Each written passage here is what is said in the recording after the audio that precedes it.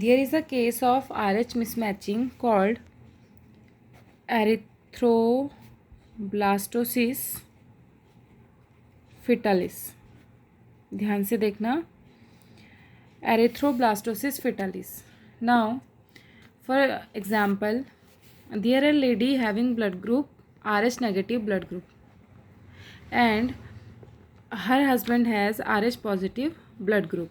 In that case, their fetus or their embryo or fetus or child will have RH positive blood group. ठीक है, अगर किसी lady का blood group RH negative है, उसके husband का RH पॉजिटिव है, तो जो उनका फ्यूचर में जो भी उनका एम्ब्रियो होगा, इसका ब्लड ग्रुप होगा RH positive. In that case, this women having RH positive fetus in her womb will have some mismatching problems with this RH positive blood. Okay, now this case is called erythroblastosis fetalis. अब ध्यान से देखिए क्या होगा. If the mother has she is RH negative, उसके RBC में RH antigen नहीं है, and the embryo in her womb having RH antigen.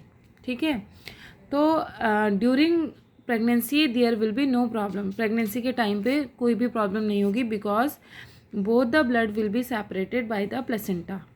Blood of the embryo and blood of the mother are separated by the placenta. दोनों के blood separate हैं एक दूसरे से. इनके ब्लड एक दूसरे में मिक्स नहीं हो रहे हैं, इसलिए अभी कोई प्रॉब्लम नहीं होगी. ठीक है, प्रॉब्लम से क्या मतलब है? प्रॉब्लम से ये मतलब है कि if someone is B negative, ठीक है, and another one is B positive, और बी पॉजिटिव का ब्लड अगर हम बी नेगेटिव की बॉडी में अगर इंट्रोड्यूस करवा देते हैं, तो जो बी नेगेटिव होता है वो क्या बनाता है? Anti B.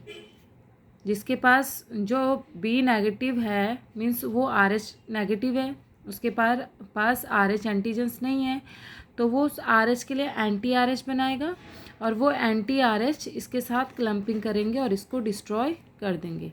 Clear? In this case there will be no destroying of the any of the RBC. कि कोई भी RBC डिस्ट्रॉय नहीं होगी, क्योंकि दोनों के दोनों ब्लड ग्रुप सेपरेट हैं. दोनों के blood, maternal blood and fetus blood, both are separated by the placenta. दोनों एक दूसरे से अलग अलग हैं. Now during delivery of the child, at the time of delivery, at the time of parturition, there may be mixing of the blood. Some of the fetus blood can mix with the blood of the mother. ठीक है, foetus का कुछ blood delivery के time पर maternal blood में mix हो सकता है. तो the mother was RH negative, इसके ब्लड में RH नहीं है, और अगर इसके ब्लड में थोड़ा सा भी RH पॉजिटिव ब्लड चला जाता है तो it can create anti RH. It means ये RH के लिए एंटीबॉडीज़ बनाएगी. Okay, now this anti RH ये मदर को कोई भी नुकसान नहीं देगा. एंटी RH तो RH के लिए है, और RH तो इसके पास है ही नहीं. ठीक है, anti RH are for these are against RH antigen. RH antigen is not present in the blood on the RBC of the mother. So mother को अभी कोई प्रॉब्लम नहीं है. ये जो चाइल्ड था RH पॉजिटिव, इसको भी कोई प्रॉब्लम नहीं हुई. लेकिन हुआ क्या? At the time of delivery the blood of the fetus is expose to the blood of the mother, and in the blood of the mother there are the formation of anti RH. Anti RH इसके blood में बन चुके हैं. Okay, now if there will be second pregnancy, at the time of second pregnancy again the embryo will be RH positive. Embryo is RH positive. Okay, now अब क्योंकि mother के blood में anti RH है जो कि इसके against है. ठीक है, तो there is placenta which separates both the blood. Placenta दोनों ब्लड्स को सेपरेट कर रही है, बट साथ ही साथ जो ये प्लेसेंटा होती है, it transports mother's nutrition from mother's blood to the fetus. ठीक है, ये मदर के ब्लड से न्यूट्रिशन को फीटस तक पहुंचाती है.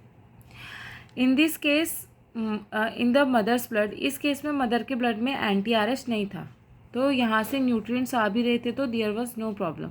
Okay, in this case anti R H are present in the blood of the mother. Mother के ब्लड में एंटी आर एच प्रेजेंट है, which may come with the help of placenta with the help of umbilical cord to the blood of the embryo, जो कि umbilical cord की help से embryo के blood में आ सकते हैं anti R H. And if these anti R H, if they come in the blood of the embryo fetus, they can destroy the RH. Anti R H क्या करेगा, R H को destroy कर देगा. And R B C of the growing embryo और foetus they can be destroyed. Okay, got it. Again, the blood of the mother has anti R H. These anti R H can come in the blood of the fetus and it will react with the RH of the fetus, and because RH are present on the RBC, the RBC of the fetus will be destroyed. They will be destroyed, and there will be deficiency of RBC, deficiency of hemoglobin, and it can lead to anemia. Anemia is a disease which is due to deficiency of RBC and hemoglobin, and it can also cause jaundice due to destroying of the RBC, jaundice. So this problem or this reaction of due to RH mismatching, this is called erythroblastosis fetalis.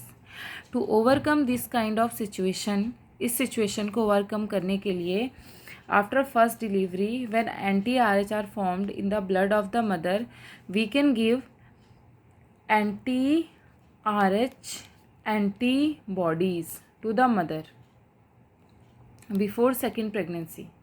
Second pregnancy से पहले हम इसको anti R H antibodies दे सकते हैं. Means anti R H का भी opposite, जो कि इसके एंटी आर एच को सप्रेस कर देगा, so that there will be no problem in the second pregnancy. So this is about erythroblastosis fetalis, a problem due to mismatching of RH antigen.